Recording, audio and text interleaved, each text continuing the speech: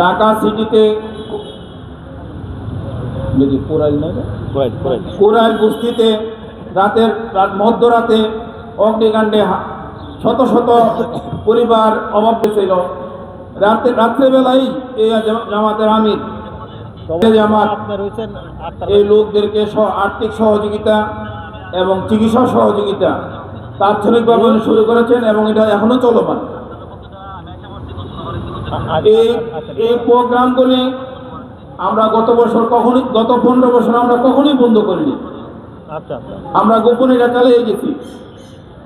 আমরা আমাদের সামর্থ্য অনুযায়ী এই সমগ্র সমাজে এটা চলমান।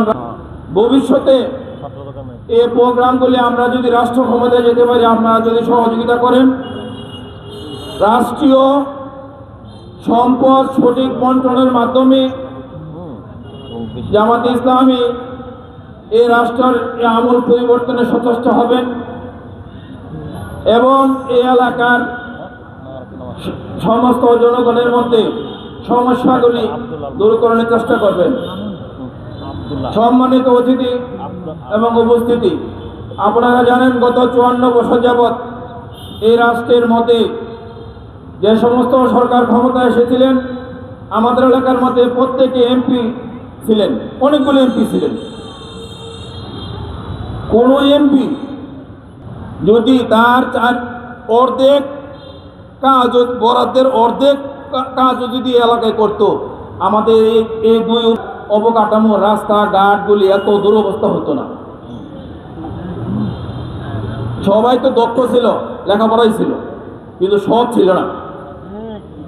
যদি সৎ থাকতেন তাহলে ওনারা টাকা দিয়া ভোটও কিনত না। যারা নির্বাচন আসলে টাকার বিনিময়ে ভোটটা কিনে নেওয়া যায়, আর আগামী 5 বছর এরা আপনাদের দ্বারা কাছেও আসে না।